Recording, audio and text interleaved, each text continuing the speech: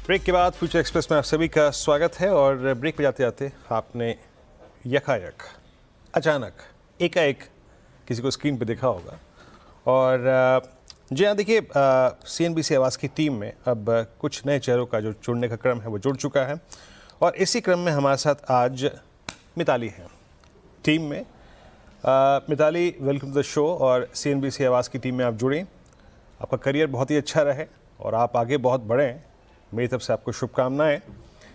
आज मिताली पहली बार स्क्रीन पे, मतलब सोशल मीडिया प्लेटफॉर्म पे आपने देखा होगा आवाज़ के, लेकिन स्क्रीन पे अपीयर हो रही हैं। So welcome to the show. आज MCX में एक बहुत स्ट्रॉन्ग मूव है और इसके पीछे रीज़न क्या है? आज बाज़ार जो साइडवेज है उसमें ये एक्सचेंज, कमोडिटी एक्सचेंज क्यों तेज है? मिताली, रीज़न क्या है? Good morning sir, thank you for the warm welcome. MCX का जो रीसेंट इंक्रीज़ हमें देखने मिल रहा है, आज में ही देखा जाए तो तेज़ी करीबन 2% की है। तो MCX के शेयर में हमें जो ये उछाल देखने को मिल रहा है, इस बूस्ट के पीछे एक इम्पॉर्टेंट वजह है सेबी के नए रूल की। 10 अक्टूबर को NSE के वीकली डेरिवेटिव कॉन्ट्रैक्ट्स को डिसकंटिन्यू करने का एक अनाउंसमेंट किया गया था। अब ट्रेडर्स को अपनी स्ट्रैटेजीज एडजस्ट करनी पड़ रही है और इस वजह से गोल्ड और सिल्वर जैसे सेफ हेवन एसेट्स में इंटरेस्ट बढ़ गया है। ये ट्रेंड्स ये भी दिखाते हैं कि मेटल कमोडिटीज़ अब ट्रेडर्स और इन्वेस्टर्स के नया फोकस बन रहा है।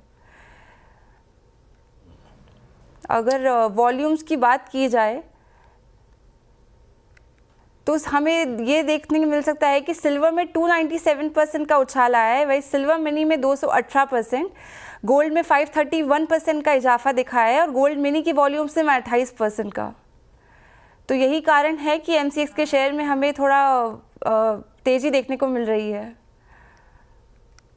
ओके। जी हाँ, तो एक ही रीज़न है, याद रखिएगा, जब से वीकली कॉन्ट्रैक्ट्स जो हैं वो डिसअपियर हो गए हैं, डिसकंटिन्यू कर दिए हैं एक्सचेंजेस ने सेबी के नियम के बाद। उसके बाद आप ये देख सकते हैं कि MCX पर जो प्रीशियस मेटल्स हैं उनके वॉल्यूम्स पे मंथ ऑन मंथ बेसिस पे कब से गई है ये देखिए, मेरे ख्याल से 13 नवंबर से बैंक निफ्टी की चली गई थी और उसके बाद अब ये निफ्टी की चली गई। तो अब सिल्वर के वॉल्यूम्स में अप्रॉक्सीमेटली 297% का, सिल्वर मिनी करीब 218%, गोल्ड आपकी स्क्रीन पे। तो आप देख रहे हैं कि प्रीशियस मेटल्स के जो कॉन्ट्रैक्ट्स हैं उनमें कितना सब्सटेंशियल वॉल्यूम हाइक है। दैट्स वाई ये एक रीज़न है कि MCX आज आपकी स्क्रीन पे लगभग 6332 पे ऑलमोस्ट करियर हाई पे ट्रेड करता है। मिताली, बहुत बहुत शुक्रिया फैक्ट्स एंड फिगर्स शेयर करने के लिए। धीरे धीरे शार्पनेस और आएगी, चिंता मत करिए स्क्रीन पे। आपका व्यू रुचित, कैसे रीड कर रहे हैं आप MCX को? पिछले अगर 2 हफ्ते में देखें तो स्टॉक का एक कंसोलिडेशन फेज़ में, लेकिन ये पूरा जो साइडवेज मूव या कंसोलिडेशन हुआ है एग्जैक्टली उसके 50 डेमा के ऊपर ही हो रहा है। सो ये 50 डेमा जब तक ये इंटैक्ट रखता है जो 6000 के आसपास है, तब तक आई डोंट थिंक कि कोई ब्रॉडर स्ट्रक्चर में कोई खराबी हुई है। सो आई थिंक अगर किसी के पास एग्जिस्टिंग पोजीशन है तो होल्ड कर सकते हैं और 6000 के नीचे अगर स्टॉप लॉस रखे तो ये स्टॉक में फिर से 6600 के आसपास के टारगेट से एक्सपेक्ट किए जा सकते हैं।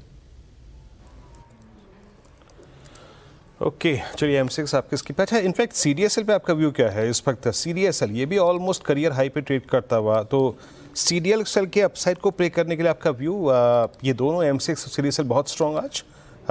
रुचित जी, वीरेंद्र जी, काफ़ी स्ट्रेंथ ये स्टॉक ने पिछले 1-1.5 महीने में भी दिखाई है, जब ब्रॉडर मार्केट्स ने कुछ इतना खास नहीं किया है। और ये क्लियर इंडिकेशन है कि काफ़ी स्ट्रॉन्ग बाइंग इंटरेस्ट है स्टॉक में। इनफैक्ट आप पिछले 2 दिनों के वॉल्यूम्स देखेंगे तो फिर से ये स्टॉक में एक ग्रेजुअल वॉल्यूम्स के अपटिक होने लगे हैं। सो आई थिंक यहाँ पे स्ट्रेंथ तो अभी भी बरकरार है। रिट्रेसमेंट्स अगर देखें जो रिसेंट कंसोलिडेशन थे तो उसके हिसाब से पोजिशनल टारगेट से स्टॉक में लगभग 1800 के आसपास बन रहा है।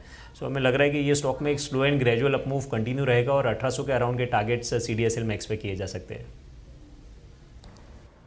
ओके, CDSL में 1800 तक के स्विंग पॉसिबल हैं। बोथ MCX और CDSL इस वक्त डी हाई पे ट्रेड करते हुए। ऑलमोस्ट एक ब्रेक लेते हैं, ब्रेक के बाद फिर जुड़ेंगे और बात करेंगे सस्ता ऑप्शन ट्रेड की।